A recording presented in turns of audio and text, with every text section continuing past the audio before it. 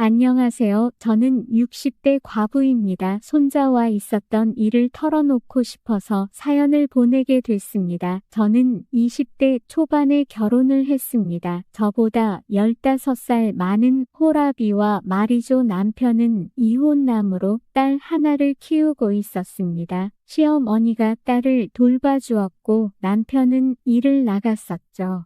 시어머니에게 남편은 늦둥이 막내였어요. 그 당시 시어머니는 70대이셨고 남편은 한참 사업을 키우고 있을 때였습니다. 남편은 사업을 궤도에 올려놓기 위해 열심히 일하는 중이었는데 왜 그렇게 밤낮을 가리지 않고 일을 하냐 물었더니 자기 엄마와 딸을 데리고 여행을 다니고 싶어서라고 하더군요. 일도 열심히 하고 효심도 지극한 남편의 모습이 너무 좋아 보였습니다. 그래서 저는 그 어린 나이에 무턱대고 남편의 집으로 들어가서 살기 시작했어요. 시어머니와 트러블이 전혀 없었던 것은 아니었지만 그런대로 잘 지냈습니다. 그러던 어느 날 시어머니는 80을 넘기지 못하고 돌아가시게 됐고 저는 남편의 딸을 제 딸이라 생각하고 사랑으로 키우면서 아들 둘을 낳았습니다. 딸은 저에게 늘 잘했어요. 하지만 사춘기쯤 저와 어색한 관계가 되었습니다. 제가 새엄마라는 생각에 저를 좀 멀리하는 건가 싶었는데 나중에 알고 보니 단순히 사춘기라서 저를 멀리했던 것이 아니더라고요. 딸이 보기에 동네 남자들이 저를 보는 눈빛이 이상했다고 합니다. 동네 남자들끼리 저에 대해 입에 담지 못할 천박한 말들을 수군대는 것을 들었다고 하더라고요. 저는 어렸을 때부터 그림같이 예쁘다는 소리를 많이 듣고 자랐습니다. 딸이 중학생이 되었을 때 제가 30대 초반이었으니 한참 젊은 나이였지요. 제가 유부녀라는 것은 동네 사람들도 다 알고 있었지만 동네 남자들 중에서 뒤에서 저에 대해 이상한 말을 하는 남자들이 몇몇 있었겠지요. 딸은 고등학교 때 남자친구를 집에 데리고 온 적이 있었습니다. 딸의 남자친구에게 저는 맛있는 음식을 해주고 잘해주려고 노력했어요. 며칠 후에 딸은 저에게 사소한 것들로 성질을 부렸습니다. 왜 그러는지 모르겠고 답답하기만 했었죠. 나중에 알고 보니 딸의 남자친구가 저희 집에 자꾸 놀러 오겠다고 했다네요. 딸의 남자친구가 딸한테 너네 엄마 되게 이쁘고 친절해서 또 놀러 가고 싶다고 했답니다. 그래서 딸은 저에게 질투가 심하게 났었나 봐요. 그런 일이 있고 나서 딸은 집에 남자친구는 물론 동성 친구들도 데리고 오지 않았어요. 딸은 대학을 졸업하고 취직을 해 열심히 일을 하였습니다. 그러던 어느 날 딸은 결혼할 남자를 데리고 왔더군요. 키도 훤칠하게 크고 잘생긴 남자였습니다. 반대할 이유가 없어 남편과 저는 딸의 결혼을 흔쾌히 수락했어요. 딸과 사위는 결혼을 하고 몇 년 후에 시골에 내려가서 살게 되었습니다.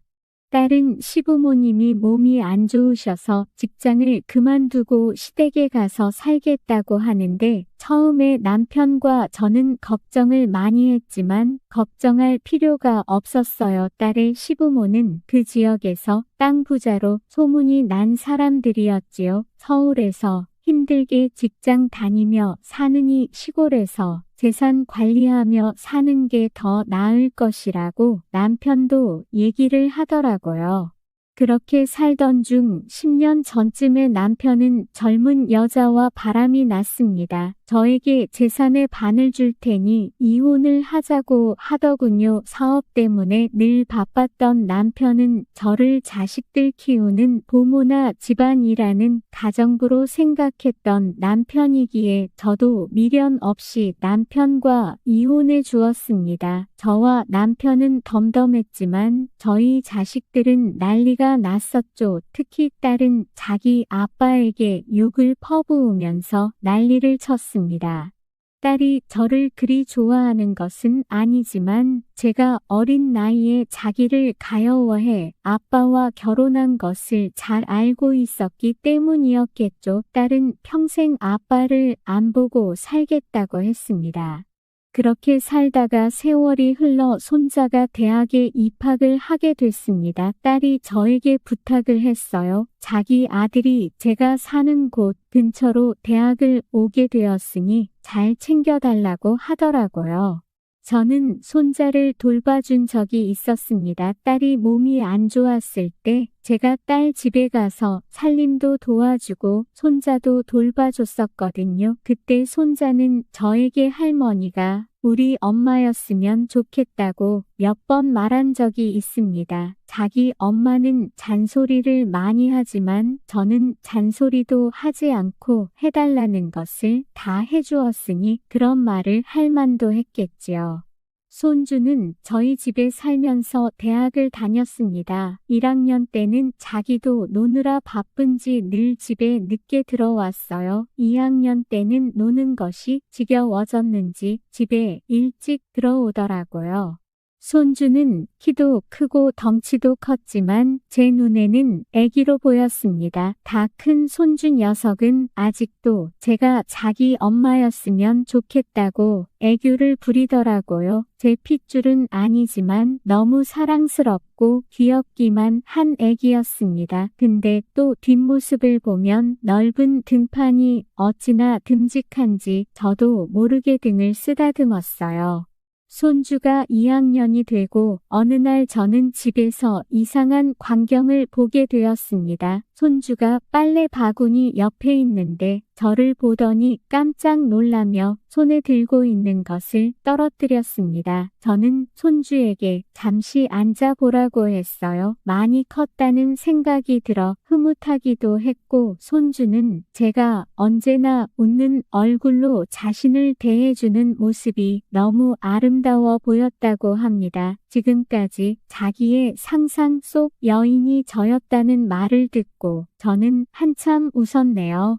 저는 손주에게 말했습니다. 너희 엄마는 내가 낳은 것은 아니지만 내가 키운 딸이고 너는 내 손자나 마찬가지라고 확실하게 말해주었습니다. 손주는 모든 것을 알고 있다는 듯 고개를 끄덕이더라고요. 저는 손주에게 여자친구는 없냐고 물어봤는데 사귀는 여자가 없다고 하더군요. 주변에 친구인 여자들은 많은데 그저 친구일 뿐이라고 하더라고요. 마음에 드는 여자와 사귀어 보지 그랬냐고 했더니 뜻대로 잘 안 됐나 봅니다. 단 한 번도 여자친구를 사귄 적이 없었냐 되물었더니 잠깐 사귄 적이 있었는데 오래가지는 못했다고 하는 겁니다. 그럼 사귀었던 여자와 어디까지 했냐 물으니 손만 잡았다더라고요. 요즘 아이들은 그런 것에 좀 자유롭지 않냐고 했더니 손주는 대답을 안 하더라고요. 저는 손주의 그런 모습이 귀여워서 머리를 쓰다듬으며 안아주었습니다. 손주는 저에게 자기를 왜 혼내지 않는 것이냐고 묻더군요. 저는 건강하게 잘 자라고 있다는 증거일 뿐 괜찮다고 말했습니다. 손주는 자기 엄마 같았으면 자기를 엄청 혼냈을 거라고 하더라고요. 저는 한참 혈기왕성한 손자가 얼마나 힘들까 하는 생각이 들어서 손주에게 물어봤습니다. 요새 많이 힘드냐고 물었더니 손주는 한참 대답을 못하고 뜸을 들이다가 고개를 끄덕이면서 많이 괴롭다고 하더군요. 여자친구를 사귀는 것도 잘 안 되고 호기심만 많다는 것이었습니다. 저는 손주에게 힘들어도 조금만 참으면 좋은 여자친구가 생길 것이라고 자연스럽게 모든 것이 해결될 것이라고 말해주었죠. 손주는 절망스러운 눈빛으로 저를 쳐다봤어요. 그 눈빛이 얼마나 애절한지 몰라요. 옛날에 남편이 저를 쳐다볼 때 그 눈빛이었습니다. 저는 묘한 기분을 떨쳐버리기 위해서 손주에게 힘들어도 어쩌겠냐는 말만 반복했습니다. 손주 눈에는 눈물이 그렁그렁 맺혀 있었습니다. 어쨌든 제가 해결해 줄 수 있는 문제가 아니니 함께 해결책을 찾아보자고 했는데 손주는 저를 물끄러미 바라보고만 있더군요. 갈망하는 눈빛으로 저를 쳐다보는데 손주가 너무 귀여웠어요. 저는 장난기가 발동해 짓궂게 대답했습니다. 아무리 그래도 할미 같은 사람을 네가 여자로 받겠냐고 했더니 손주는 의외의 대답을 하더군요. 손주 말로는 아까도 말했지만 제가 자신의 상상 속의 여인이었다는 겁니다.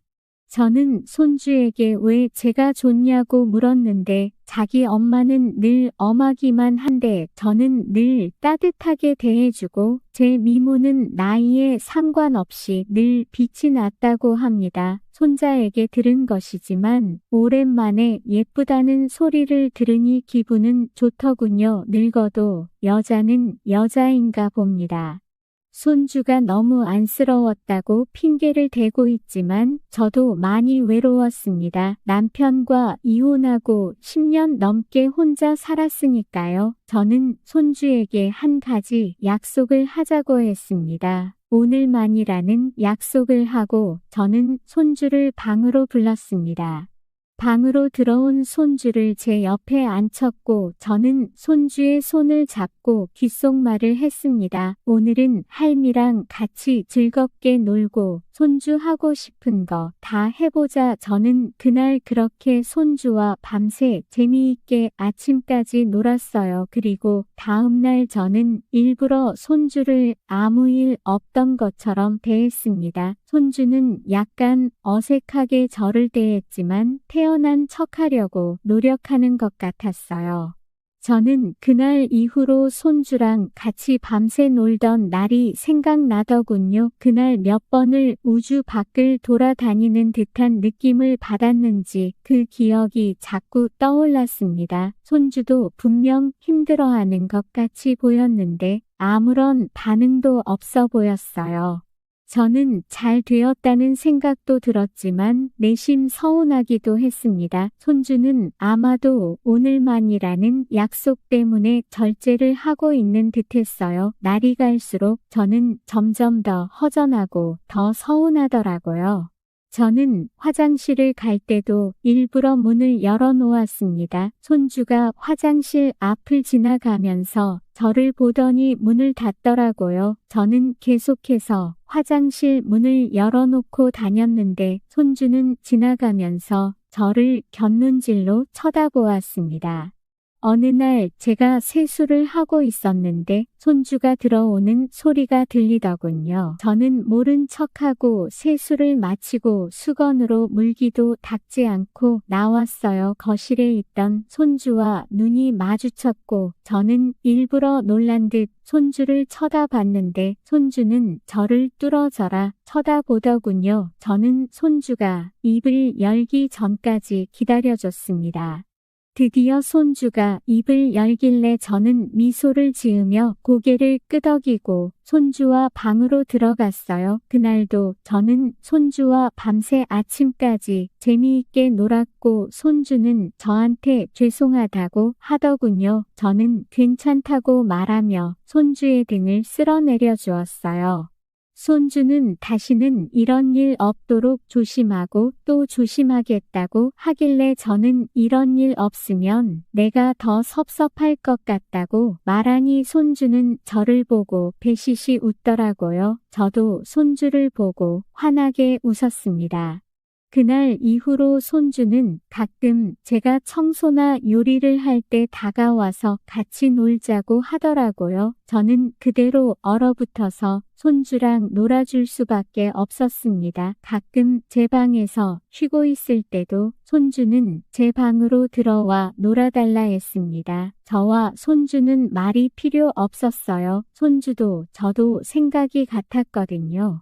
한 번은 날씨가 너무 좋아서 손주와 함께 산책을 나갔습니다. 멀리까지 걸어 나갔다 돌아오는 길에 사람들이 많지 않은 골목길이었는데 갑자기 손주가 거기서 저랑 놀고 싶다고 하길래 골목길에서 손주랑 급하게 놀았어요. 저는 너무 행복했습니다. 이래선 안 되지 하는 생각도 들었지만 행복감에 집중할 뿐이었죠.